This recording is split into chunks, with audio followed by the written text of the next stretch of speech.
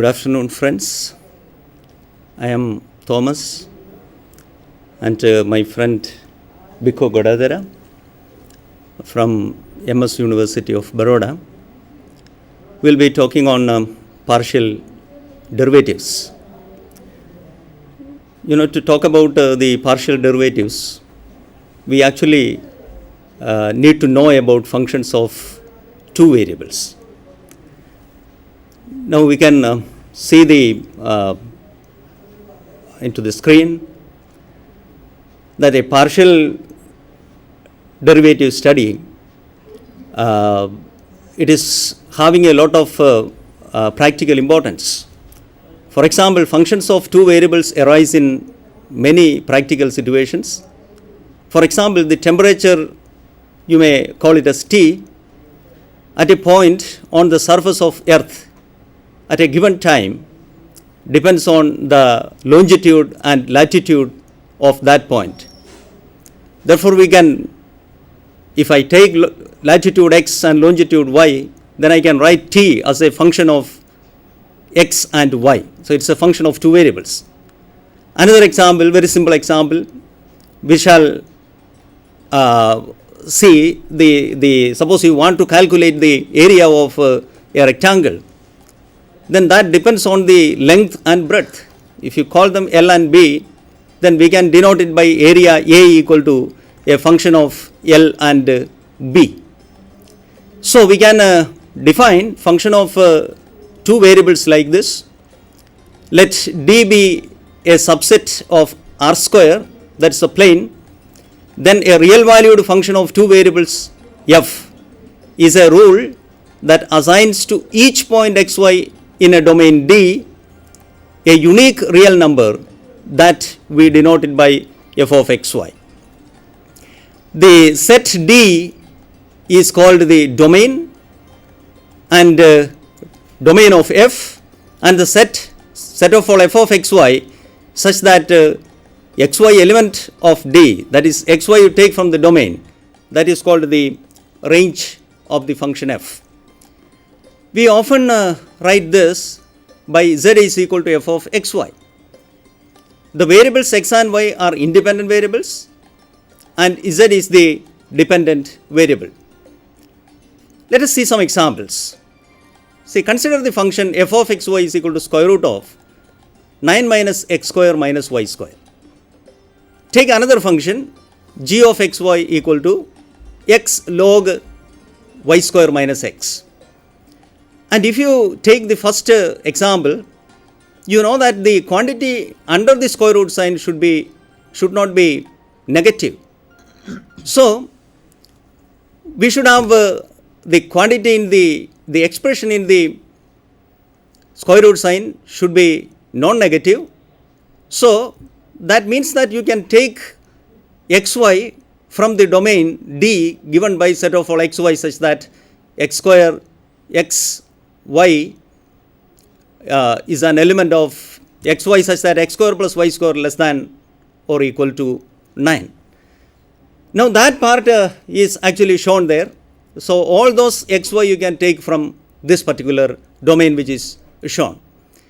Now for the other second example, we have y square minus x greater than 0, because log of 0 or negative quantities are not defined. So we should have y square minus x should be greater than 0. Therefore the domain is D equal to set of all xy such that y square is greater than x. And this domain is shown below. That is the part which is to the left of that parabola. So not including that parabola, not the points on the parabola, left side of that parabola can be taken as the domain of that particular function. Now for a function of a single variable, you can draw the graph of it. In the similar way, you can draw the graph of functions of two variables. So how the graph is defined? If f is a function of two variables with domain D, then the graph of f is the set of all points x, y, z in R cube, that is in space, such that z is equal to f of xy and xy should be from the domain. So for example, suppose you want to sketch the graph of z is equal to f of xy which is equal to square root of 25 minus x square minus y square. Then you can see that z is positive square root, so z should be greater or equal to 0. When you square it, what you are getting is z square is equal to 25 minus x square minus y square. So that means that x square plus y square plus z square is equal to 25, that is a sphere of radius 5. But because we have the restriction that z is greater or equal to 0, the graph will be the upper hemisphere, and that is shown in this figure. Now, one of the applications of these functions of two variables is that you can have the level curves. What is a level curve? The level curves of a function of two variables are curves with equation f of xy is equal to c, where c is some constant. In other words, level curves are projections of the intersection of surface with the plane which is parallel to the xy plane, and the projections you get on the xy plane. For example, suppose you take the function f of xy is equal to x square plus y square. Then the graph of that function is shown here. It is a three-dimensional one. And then when you take the level curves, you take sections parallel to, sections by planes parallel to xy plane, you will get this concentric circles. This is called the level curves of that particular function. Now, before we go to the partial derivatives, we should know some idea about what are the limits of a function of two variables. Now, let f be a function of two variables whose domain is D, and suppose domain includes all the points close to the point AB. Then we say that the limit of f of xy as xy approaches AB is L, the limit is L, and we write like this: limit xy tends to AB, f of xy is equal to L. When we say that this is the limit, L is the limit, if for every epsilon greater than 0, there is a corresponding delta that is also a positive delta, such that f of xy minus L, absolute value of this, should be less than epsilon whenever xy element of D, and not only that, 0 less than square root of x minus a whole square plus y minus b whole square less than delta. So the distance between AB and x, that should be less than delta. So this I can show like this. You have the domain, which is that shaded portion, yellow, and you have that square root of x minus a whole square plus y minus b whole square less than delta, that is that red portion which is shown there. And L here, there is a mapping f, and L is the limit of the function.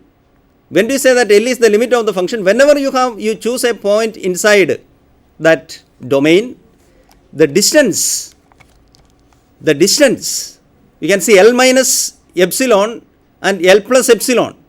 So the image of that point xy should lie between L minus epsilon and L plus epsilon. Now, for example, you take this function 3x square y upon x square plus y square, and I want to find out the limit xy tends to 0, 0. Now, we are using the definition, and this definition is not for finding out the limit, we should understand. It is for verifying whether the limit is actually the limit of that function or not. Now, so we are verifying, suppose I am assuming that 0 is the limit of this. I can find out the limit in some ways. Then to verify that it is 0 is the limit of this, what I am going to do is I use the definition, let epsilon greater than 0 be given. And what we want to do is we want to find out delta greater than 0 such that, like this f of xy minus L less than epsilon, the same way 3x square y by x square plus y square minus 0 less than epsilon, absolute value of this, whenever the distance between 0, 0 and xy is less than delta. But here we can see that 3x square, this absolute value of that is 3x square mod y divided by x square plus y square. And you can observe that x square divided by x square plus y square is less than 1.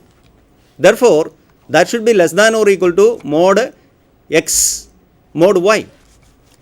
That is equal to 3 times square root of y square. So, that is less than or equal to 3 times square root of x square plus y square.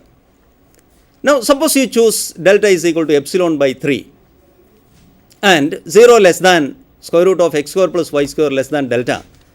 Then you can write absolute value of 3x square y divided by x square plus y square minus 0, that is less than or equal to 3 times square root of x square plus y square, but that square root of x square plus y square is less than delta, therefore it is less than 3 delta, and 3 delta, delta you are choosing it as epsilon by 3, so 3 times epsilon by 3 which is equal to epsilon. So, we got that. Absolute value of that is less than epsilon whenever root of x square plus y square less than delta. Therefore, I can confirm that the limit of that function when xy tends to 0, 0 is 0. So, we can do this way by using the definition and verify that 0 is the limit of that function. But we should keep in mind that the definition of the limit says that the distance between f of xy and L can be made arbitrarily small by making the distance from xy to AB sufficiently small but not equal to 0. The definition refers only to the distance between xy and AB. It does not refer to the direction of approach. Therefore, if the limit exists, then f of xy must approach the same limit no matter how xy approaches AB. So, you can approach AB from xy through any path. But if we can find two paths of approach, that means from xy to AB, along which f of xy has two different limits, then you can say that the limit does not exist. You choose two paths, for example, along x axis and along y axis, and you are getting different limits, then that means that the limit does not exist. Now, for that we have a two-path test. Two-path test means if f of xy tends to L1 as xy tends to AB along one path C1, and f of xy tends to L2 along from xy to AB along another path C2. And suppose that L1 is not equal to L2, then we can say that the limit does not exist. Which limit? Limit xy tends to AB, f of xy does not exist. So, this is the two-path test for the non-existence of the limit. For example, take this. Limit xy tends to 0, 0, x square minus y square divided by x square plus y square. You can show that this limit does not exist by using the two-path test. First, you assume that xy approaches 0, 0 along x-axis. You know that along x-axis y is equal to 0. Therefore, f of x 0, suppose you put y is equal to 0 in the equation, you will get 1 whenever x is not equal to 0. Therefore, f of xy tends to 1 as xy tends to 0, 0 along x-axis. Now, you assume that xy approaches 0, 0 along y-axis. And we know that along y-axis x equal to 0, and therefore, f of 0 y, you put x equal to 0, then I will get minus y square by y square, which is minus 1 for all y not equal to 0. So, here what I am going to get is, if you go along y-axis to 0, 0 origin, then you are getting f of xy minus 1. So, in the first case it was plus 1, the second case it is minus 1. So, you are getting two different limits. Therefore, we can say that the limit does not exist. Now, let us come to the continuity. When do you say that a function is of two variables is continuous at a given point? Then we say that f is continuous at AB if these three conditions are satisfied. First is the function should be defined at AB. Second is the limit xy tends to AB f of x, the limit should exist. The function is defined at AB, the limit should exist, and not only that, both should be equal.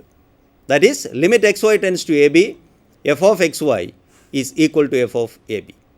If one or more of these conditions fail to hold, then the function is said to be discontinuous at the point AB. Then f is continuous in a subset S of R square in the plane if f is continuous at every point xy in S.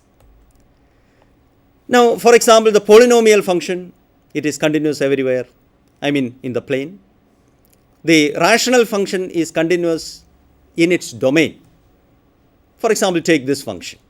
F of xy is equal to x cube, y square plus 5 x square y square plus 7 xy plus 35. And this is continuous everywhere. For all values of xy, it is continuous. Now take this other function f of xy, x square minus y square divided by x square plus y square. This is discontinuous at origin, but the domain of that function is the set of all xy such that xy not equal to 0, 0. Therefore, the function is continuous in its domain. Now, take for example this same function which we used for finding out the limit. Now, this function